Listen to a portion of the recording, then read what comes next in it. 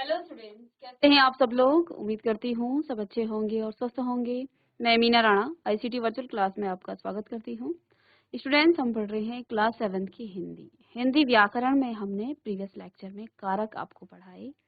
संज्ञा के 3 भेद आप पढ़ चुके हैं, लिंग, वचन और कारक। तो देखिए, संज्ञा में लिंग के आधार पर, वचन के आधार पर और कारक के आधार पर परिवर्तन आ जाता है, विकार आ जाता है। इसी में हम पढ़ेंगे अब सर्वनाम, संज्ञा के बाद सर्वनाम। तो देखिए, हम संज्ञा क्या होता है ये हम पढ़ चुके हैं। किसी वस्तु, किसी व्यक्ति, किसी स्थान के नाम को, किसी भाव के नाम को हम संज्ञा कहते हैं। लेकिन संज्ञा के स्थान पर जिन शब्दों का प्रयोग आप करते हैं वे आपके सर्वनाम कहलाते हैं। तो आइए चलते हैं स्मार्ट बोर्ड पर और पढ़ते हैं सर्वनाम।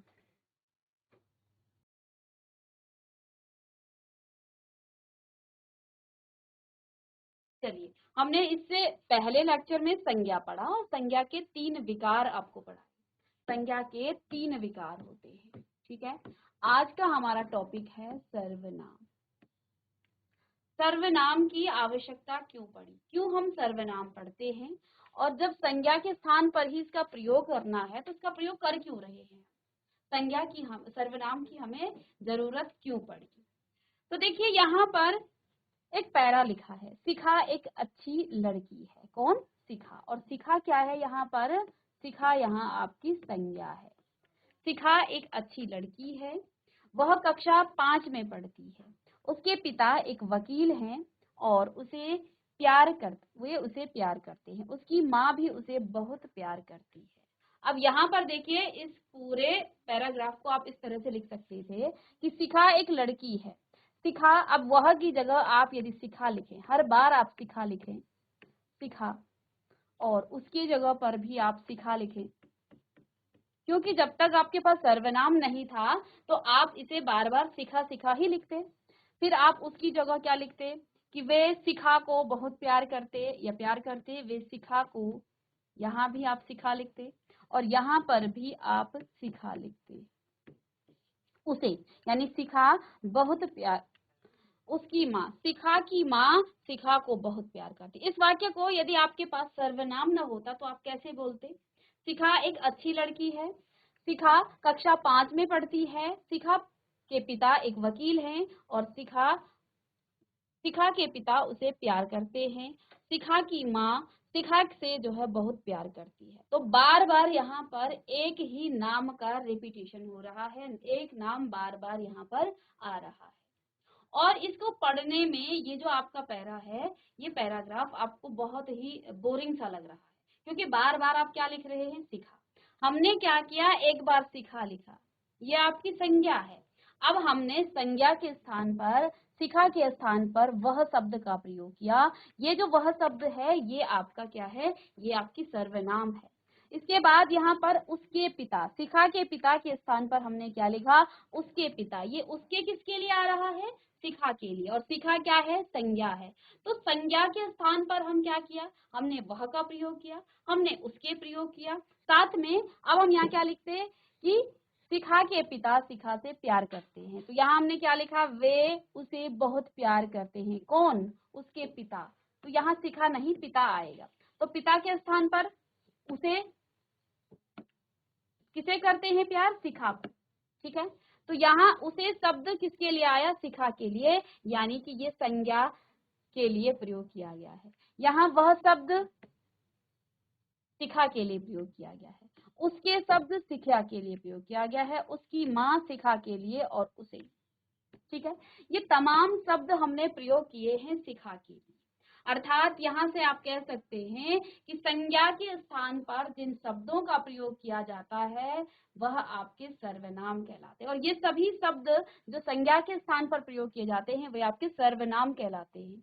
तो संज्ञा के स्थान पर जिन शब्दों का हम प्रयोग करते हैं वे आपके सर्वनाम कहलाते हैं। जैसे यहाँ पर कौन कौन से शब्द आए? वह शब्द आपका सर्वनाम है, क्योंकि ये शिखा के लिए प्रयोग हुआ है, शिखा आपकी संज्ञा है। उसके शब्द शिखा के लिए प्रयोग हुआ है और शिखा आपकी संज्ञा है और ये आपका सर्वनाम है। उसकी शब्द किसके लिए प्रयोग हुआ है? शिखा के लिए, और ये आपका क्या है? संज्ञा है। उसे शब्द संज्ञा के लिए प्रयोग किया गया है और उसे ये जो है शब्द सभी आपकी संज्ञा के लिए प्रयोग हुए हैं। तो अब यहाँ आप क्या लिख सकते हैं कि संज्ञा के स्थान पर प्रयोग होने वाले शब्दों को सर्वनाम कहते हैं। संज्ञा के स्थान पर प्रयोग होने वाले शब्दों को सर्वनाम कहते हैं। जहां आप संज्ञा के स्थान पर अन्य शब्दों का प्रयोग करते हैं वे शब्द आपके सर्वनाम कहलाते हैं। अब सर्वनाम की आवश्यकता क्यों पड़ी? सर्वनाम का प्रयोग आपने क्यों किया? आप क्यों उसे बार बार जो है सर्वनाम लिख रहे हैं? आप संज्ञा भी तो लिख सकते हैं, बार बार आप लिख सकते हैं कि शिखा एक अच्छी लड़की है, शिखा कक्षा 5 में पढ़ती है, शिखा के पिता एक वकील हैं और शिखा के पिता शिखा को प्यार करते हैं, शिखा की माँ भी शिखा को बहुत प्यार करती है। तो ऐसा भी तो आप लिख सकते हैं। इसकी आवश्यकता आपको क्यों पड़ी? आपको सर्वनाम की आवश्यकता क्यों पड़ी? ठीक है, तो देखिए हम क्या करते हैं, हम अपनी भाषा को जो है सौंदर्य देते हैं, अपनी भाषा को हम सुंदर बनाते हैं। ठीक है, मानव की प्रवृत्ति क्या होती है, वो अपनी चीजों को बहुत जो है सुंदर तरीके से रखता है। तो अपनी भाषा को सुंदर बनाने के लिए वो क्या करता है, देखिए सर्वनाम का प्रयोग हुआ है, इससे जो है जो भाषा है वो सुंदर लगती है और वो प्रभावशाली बन जाती है। जब आप सर्वनाम का प्रयोग करते हैं तो आपकी भाषा एक तो सुंदर दिखती है, आपकी सुंदर भाषा जो है आपकी सुंदर लगती है, साथ में वो प्रभावशाली भी बनती है।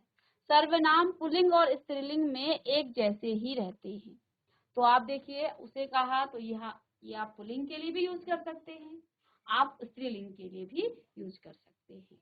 जैसे मैं खाता हूँ, मैं खाती हूँ, तो दोनों में मैं शब्द आया है, चाहे वो पुल्लिंग हो, यहाँ खाता हूँ ये पुल्लिंग के लिए है और मैं खाती हूँ ये स्त्रीलिंग के लिए है। वह पढ़ता है, वह पढ़ती है, तो ये जो है आपका वह शब्द जो है पुल्लिंग के लिए आ गया और ये वह शब्द आपका स्त्रीलिंग के लिए आ गया है। तो कई बार हम पुल्लिंग और स्त्रीलिंग के आधार पर भी क्या करते हैं, कुछ गलतियां करते हैं, लेकिन जब आप सर्वनाम का प्रयोग करते हैं तो वहां आपका जो है इंग्लिश में जो है थोड़ा सा इसमें परिवर्तन होता है, लेकिन हिंदी में यहाँ पर देखिए ये परिवर्तन नहीं रहता है, इसमें एक जैसे ही वो प्रयोग किए जाते हैं। सर्वनाम भी एक वचन और बहुवचन रूप में होते हैं, जैसे मैं, तुम, वह, यह, मेरा, उसका, उसे आदि, और बहुवचन में हम, आप, वे, ये, हमारा, उसका, उन्हें आदि।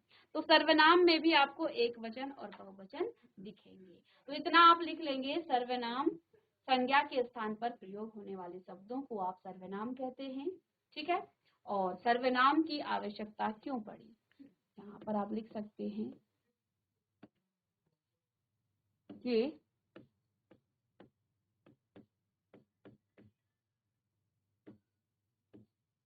सर्वनाम की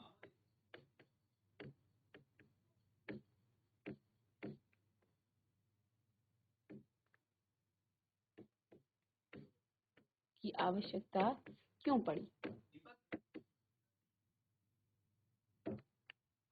तो सर्वनाम के प्रयोग से भाषा सुंदर और प्रभावशाली बन जाती है। सर्वनाम पुल्लिंग और स्त्रीलिंग में एक जैसे ही रहते हैं, जैसे मैं खाता हूँ, मैं खाती हूँ, वह आपका जो है पढ़ता है और वह पढ़ती है। तो दोनों में आपको जो है एक वचन और आपका पुल्लिंग और स्त्रीलिंग में आपको एक जैसे ही सर्वनाम आप प्रयोग कर रहे हैं। हिंदी में सर्वनाम भी एक वचन और बहुवचन में होते हैं, जैसा मैं, तुम, तो ये उदाहरण है, वह, यह, मेरा, उसका, उसे आदि शब्द यहाँ आपके एक वचन में है, साथ में हम, आप, वे, ये, हमारा, उसका, उन्हें आदि शब्द आपके बहुवचन में है। चलिए देख लीजिएगा इसे। अब आइए यहाँ पर सर्वनाम के भेद क्या होते हैं। तो देखिए आगे हेडिंग डालिएगा, सर्वनाम के भेद। सर्वनाम के कितने भेद हैं?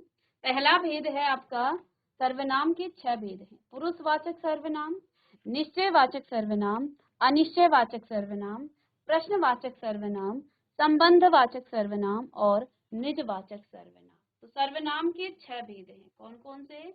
पुरुषवाचक, निश्चयवाचक, अनिश्चयवाचक, प्रश्नवाचक सर्वनाम, संबंधवाचक सर्वनाम और निजवाचक सर्वनाम।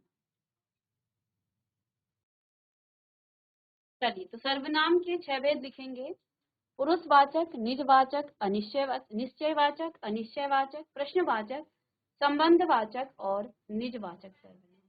आइए, पहला है आपका पुरुषवाचक सर्वनाम। पहला है पुरुषवाचक सर्वनाम, ठीक है। Personal pronoun, kind of pronoun, ठीक है। पुरुषवाचक पर्सनल प्रोनाउन। तो देखिए, जब आप बात किसके लिए करते हैं, बोलने वाले, सुनने वाले तथा अन्य के लिए जिन सर्वनामों का प्रयोग होता है उन्हें पुरुषवाचक सर्वनाम कहते हैं। बोलने वाले यानी कि जो बोलने वाला है, जिसको आप वक्ता कहते हैं। सुनने वाला यानी श्रोता, उसके लिए जिन सर्वनामों का प्रयोग होता है, या अन्य के लिए। तो तीन, देखिए, जब दो लोगों के बीच बात होती है, आप सुनने वाले, मैं आप बोलने वाली, यानी मैं हूँ वक्ता और आप हो श्रोता। और जब हम किसी अन्य के बारे में बात करेंगे तो वो आपका अन्य पुरुष हो जाएगा। इस आधार पर सर्वनाम, जो पुरुषवाचक सर्वनाम है, वो भी आपके तीन प्रकार के होते हैं। पुरुषवाचक सर्वनाम भी तीन प्रकार के होते हैं। पहला आपका उत्तम पुरुष, मध्यम पुरुष और अन्य पुरुष, ठीक है। अब देखिए, हमने क्या कहा, पुरुषवाचक में बोलने वाले, सुनने वाले और अन्य के लिए जिन सर्वनामों का प्रयोग किया जाता है उन्हें पुरुषवाचक सर्वनाम कहेंगे। ये भी आपके तीन होते हैं। यहाँ उदाहरण के लिखा, जैसे वह, वे, मैं, हम, तुम, ये तो कंबाइंड है, लेकिन अब हमने इसके भी तीन प्रकार कर दिए, उत्तम पुरुष, मध्यम पुरुष और अन्य पुरुष। अब ये उत्तम पुरुष क्या चीज है, जब भी हम बात करेंगे, अब मैं अपने लिए जिन शब्दों का प्रयोग करूंगी, यानी कि वक्ता अपने लिए जिन शब्दों का प्रयोग करता है वो आपका उत्तम पुरुष में आता है, ठीक है। तो आप लिखिएगा, तीन यहाँ पर सर्वनाम, पुरुषवाचक सर्वनाम के भेद हैं, उत्तम पुरुष, मध्यम पुरुष और अन्य पुरुष। चलिए, उत्तम पुरुष क्या होता है।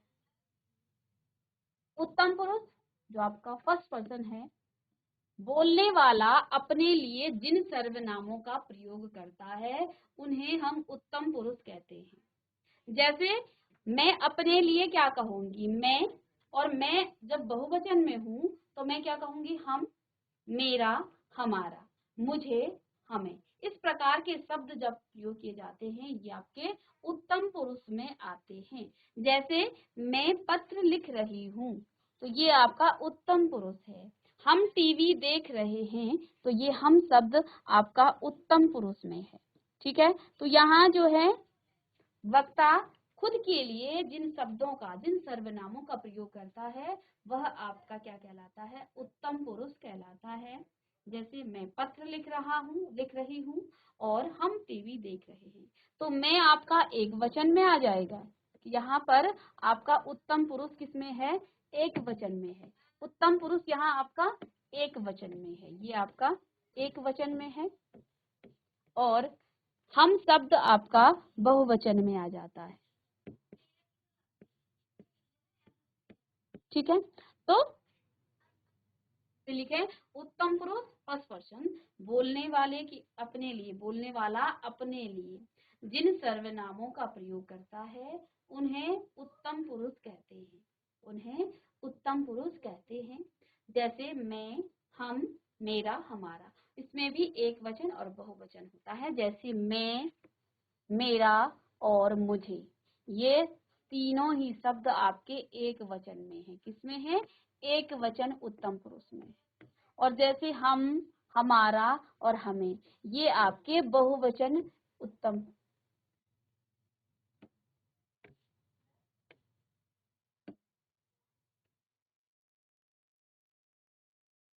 ये आपका बहुवचन में है, ठीक है।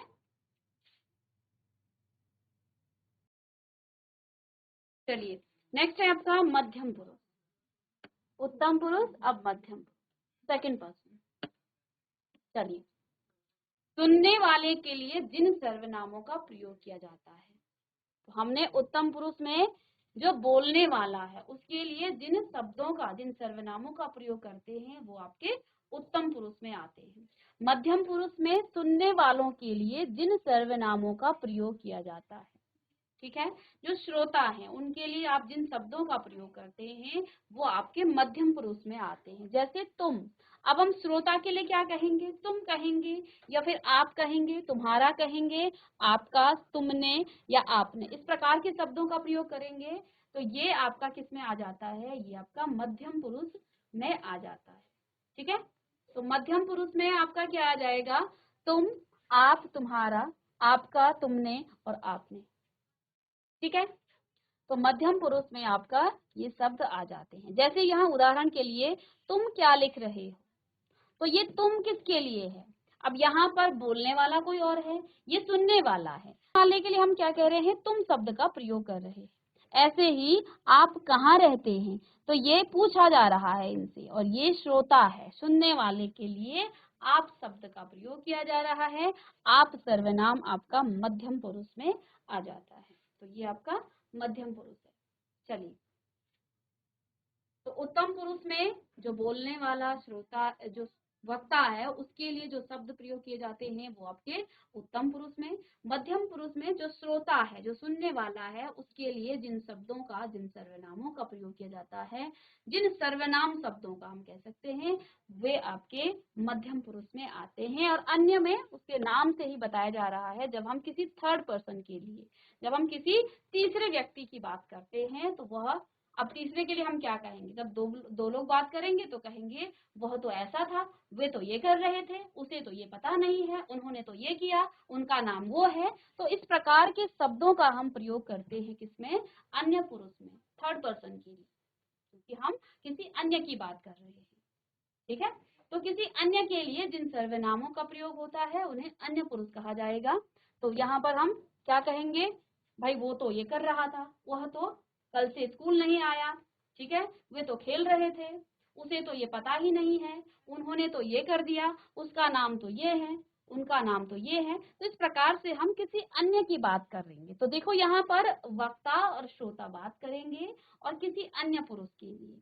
अन्य आपका एक वचन में हो सकता है और अन्य आपका बहुवचन में भी हो सकता है। जैसे यहाँ पर वह पढ़ रहा है, तो देखो ये तो बात नहीं कर रहा है, यहाँ पर ये जो पढ़ने वाला है अन्य पुरुष में, ये कोई बात नहीं कर रहा है। इसके बारे में दो अन्य लोग बात कर रहे हैं, जिसमें एक बोलने वाला होगा और एक सुनने वाला होगा। और ये जो पढ़ रहा है ये बिल्कुल भी बात नहीं कर रहा है यहाँ पर, क्योंकि ये तो पढ़ रहा है। तो दो व्यक्ति बात करेंगे और क्या कहेंगे, वह तो पढ़ रहा है।